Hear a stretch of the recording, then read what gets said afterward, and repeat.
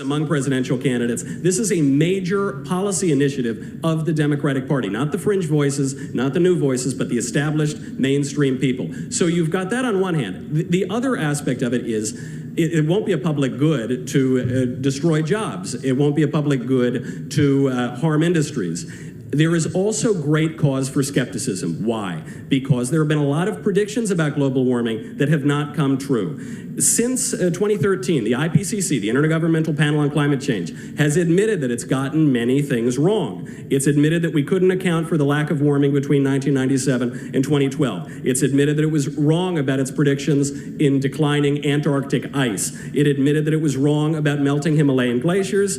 It admitted that it was wrong about not being able to account for the medieval warming period from 950 to 1250, well before the Industrial Revolution. The other reason I urge caution here is because we have heard from the same climatologists warnings in exactly the other direction. This is my absolute favorite one. My favorite one comes from 1970, the Washington Post. They say scientists see ice age in the future. Get a good grip on your long johns, cold weather haters. That's the long-range weather forecast being given out by climatologists. But the questions that he asked, which were specifically, why not do something about it? Because I don't want to destroy 5.8 million jobs and get rid of 90% of American but energy. here's the question. The question is not, he didn't ask, why don't we do the Green New Deal? And it seems like you want to go again. I don't know. I'm asking you. I'm moderating. Chris, what would you like us to do about global warming? I'm asking the questions, so hold on a second. Hold on a second. Yeah. I'm asking the questions. All right. Feel free to try to control it, but you won't get to. He asked you why not do something about it. You agreed when we came out here that the climate is warming and that there is studies and proof that scientific evidence that shows there are some the studies climate that show is warming. Some do not. Okay, so my question was, why don't Republicans and Democrats agree? You did agree on that. He talked about, why don't we do something about it if we can do something about it? And you said, because I don't want to do all these things. But you're only rebutting the Green New Deal, and you're the only person who brought that up. I didn't ask about that. Well, every presidential candidate on the left at AOC did. I'm not one of them. I'm asking you, what can be done about climate change? Right. Forget the Green New Deal for a second. What do Republicans believe can be done and should be done? I'll give you a great example, because you're asking... Before we get to Michael Knowles, that was like a minute and 30 seconds of Clay Aiken blithering and blabbering, trying to get to a question and inserting himself. And you can tell already what side he's on. As a moderator, you shouldn't know. He should just be moderating debate and doing it equally, right? Don't these leftists and Democrats talk about equality and equity? I don't see that much happening in moderation. Anyway, from the moderator. Anyways, let's see what Michael has to say. Me, why don't we do something? That's extraordinarily vague. I support doing something and not doing nothing. There, we all agree. The question is, what should we do? The question is, I'm asking you, what should we do? And specifically, unless you want to cede the ground to Democrats to be the ones who come up with ideas. I'll give you an example. Which it seems like you're doing. Then give me one. We were told that if President Trump pulled us out of the Paris Climate Accord, the sky would fall and the earth would be doomed. President Trump pulled us out of the Paris Climate Accord. Everything was fine. We were then told by those same people who sold it, well, it was actually better than fine. We were then told by the same people who sold it that the Paris Climate Accord would only get us 1/3 of the way towards stopping catastrophic man-made global warming, meaning the Paris Climate Accord wouldn't have done anything in the first place. But there is actually good news, because we pulled out of the Paris Climate Accord, and guess what turned out in a 2018 study? That the United States leads the world in reducing carbon emissions. And you know what else is funny? You know what else is funny from that study? All those signatories to the Paris Climate Accord, Spain, Canada, the European Union, certainly China, not only did they not abide by the regulations of the Paris Climate Accord, they actually increased their climate emissions. So the U.S., we don't join the Kyoto Protocol. We pull out of the Paris Climate Accord. We don't pass a carbon tax. We don't pass gas taxes. We don't pass cap and trade. We are still leading the world. Not only are we doing something about protecting the environment, we're doing more than anybody else. But when Michael puts his stuff out there, Chris Hahn, I'd like to see his response. It's going to come up soon, folks. We're going to get to that.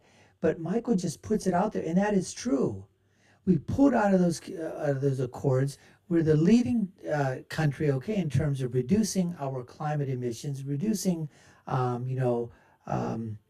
in increasing our standards so that we continue to reduce emissions as much as possible. We're the ones that are leading the world, yet everybody still wants even more, even more, even more. And the reason for it, folks, is because they can get money out of it.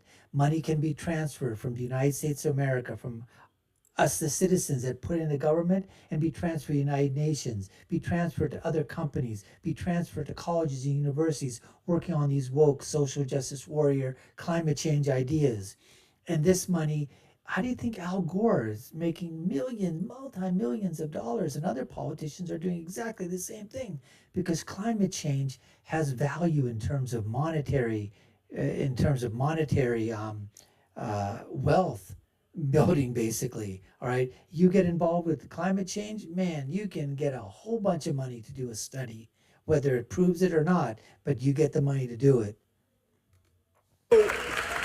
Just for those of you who see me on Fox and wondering why I'm not interrupting him, we do have an hour, and we're going to be here.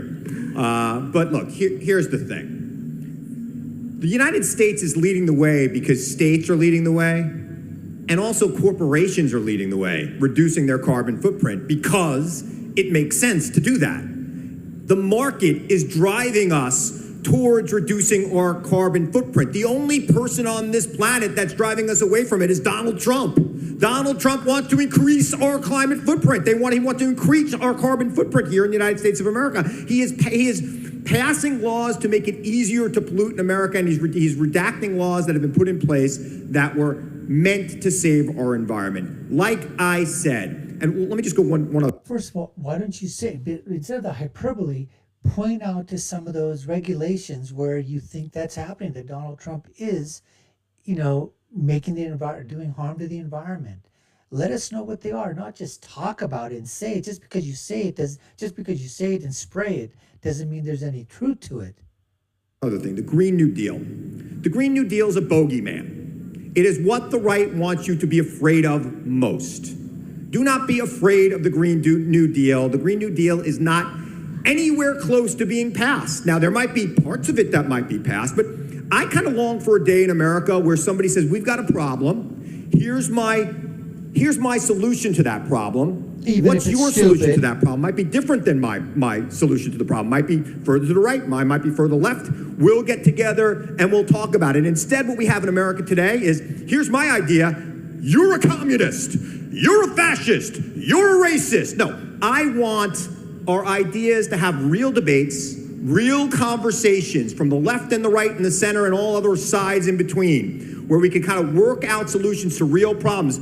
Climate change is a real problem. We are continuing to reduce our carbon footprint because corporations and states want to do it. And as for what other countries are doing, climate change and acting on climate change is a public good. It is a public good that benefits the United States of America most because we are the richest nation on earth and we have the most to lose. If we were building a street and we owned a factory, other people might use that street, but we would use that street too and we would benefit most for it. Even if we paid for it, other people in the public would pay for it, would get some benefit out of it too, but we would benefit more for it. The United States of America is the richest, most powerful nation on earth, and we should be leading in everything that's important to this planet. Do you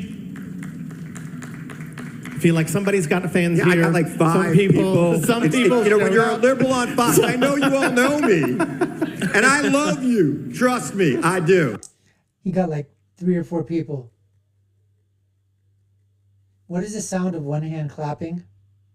And I appreciate you watching Fox News, and I appreciate you watching me, Fox News, but I know you're not going to agree with me, but that's okay. Just download my podcast, The Aggressive Progressive Chris Hahn. You know where it's at. So do you think that this rhetoric makes it hard to get the truth? I mean, this is the climate change. Some people will say, some people.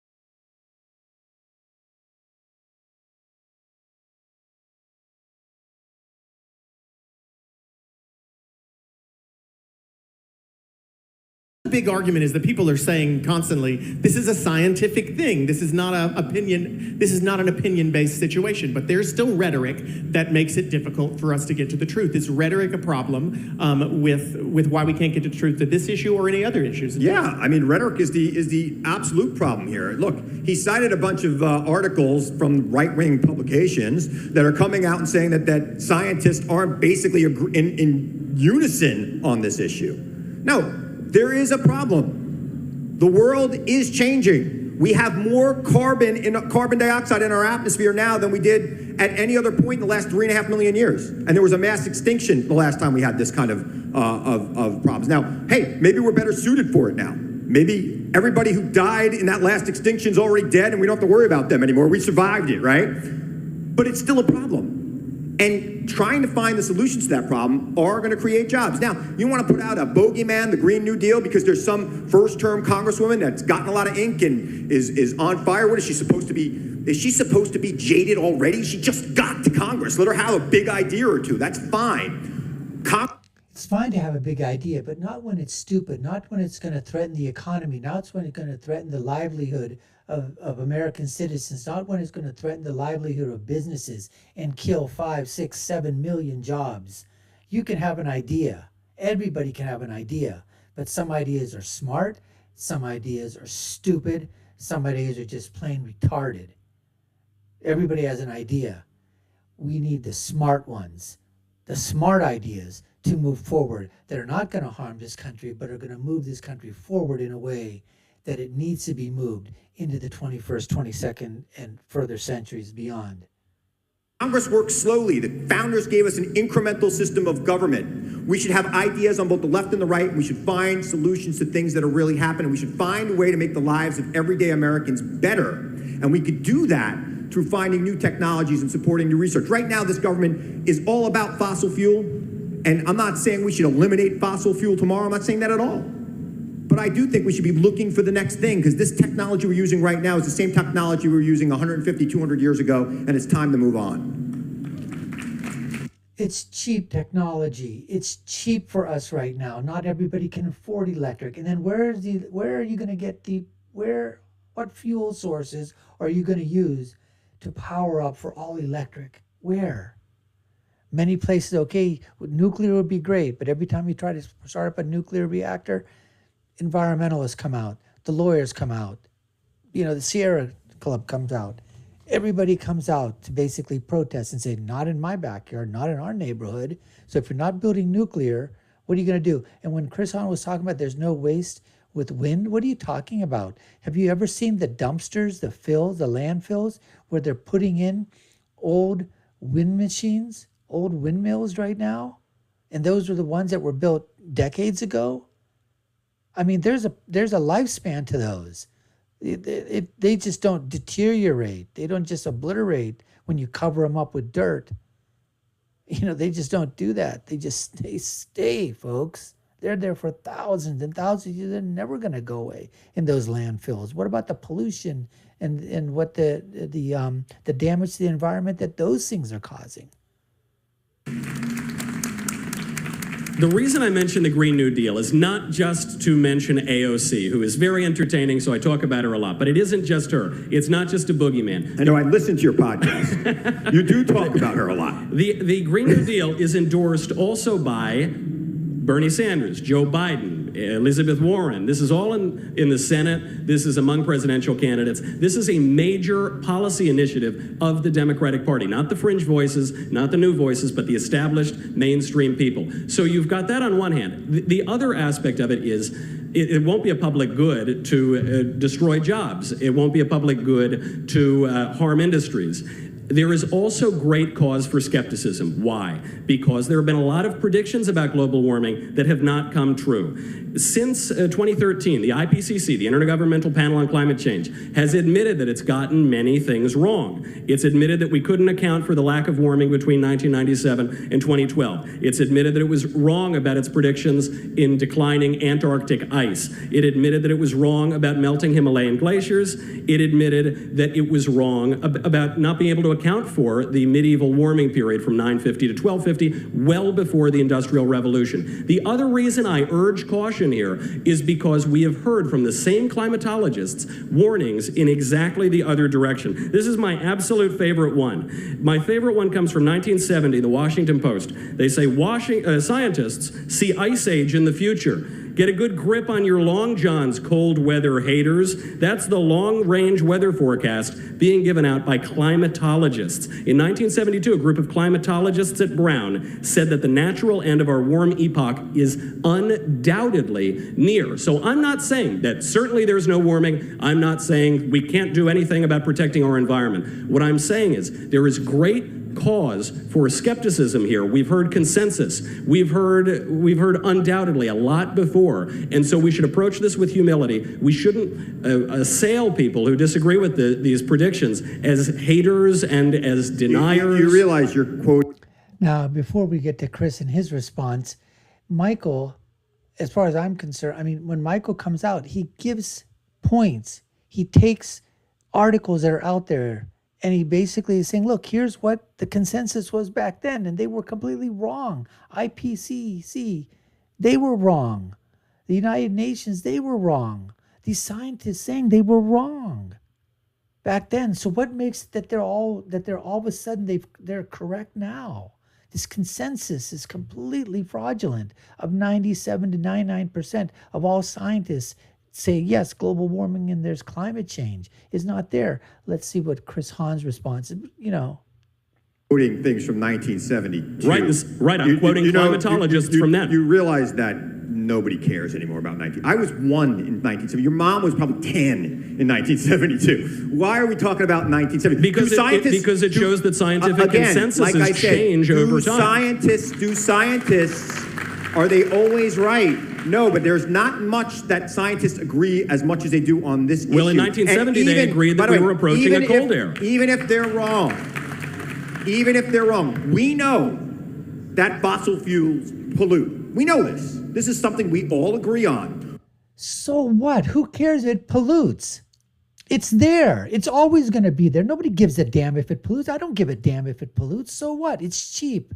It's a great source of energy, and it's plentiful. And it's a natural resource, and there's jobs with it, and a whole host of industries that go along with fossil fuels and oil and gas. And then what's a third world countries going to do, Chris? We know that solar doesn't pollute. We know that wind doesn't pollute. It doesn't cause cancer, like President Trump said. They also don't produce very much energy, is the trouble. Well, that's why we got to invest in technologies and try to understand a way to make those things more efficient and effective. And if we do that, we're going to create a whole new industry. We're going to be less dependent on the Middle East. We won't have to have our troops guarding oil fields in Turkey and southern Syria right now. We don't need that right now. Well, we're pulling the troops out, so I guess you agree with the president. They're protecting the oil. The subject for the a president second. left them there to protect. Round 2, again, Michael Knowles. Round 2. Round 1 went to Michael Knowles. Round 2 went to Michael Knowles. I mean, these weren't just TKOs, okay? These were complete knockouts. All you heard was a bunch of rhetoric, a bunch of babbling from Chris Hahn about the whys, the ifs, basically saying, if you're right, if the climate change are wrong, if everything the right says, conservatives, Republicans, the GOP, if everything they say is right, if everything that climatologists say are wrong, it's still a problem. It doesn't matter. There's still a problem. It's the most existentialist idea that's out there. It is something that needs to be addressed, whether it's there or not, whether it's true or not. It just needs to be done. That's basically coming from Chris. That's it. No data, no scientific studies, no nothing. He isn't presenting a single thing. He's basically just talking out of his derriere. The verbal diarrhea is unbelievable. And Michael Knowles is basically, taking a huge shovel and has to completely, keep shoveling out of the verbal diarrhea that Chris Hahn is basically, bloviating out there. Anyways, folks, we appreciate you taking the time to watch. You've been watching the Dr. Nasser Sheikh Show. I've been your host. My name is Dr. Nasser. If you haven't done so already, subscribe to our channel, hit that notification bell, like, share, and follow us. Comment below. Let us know what you think.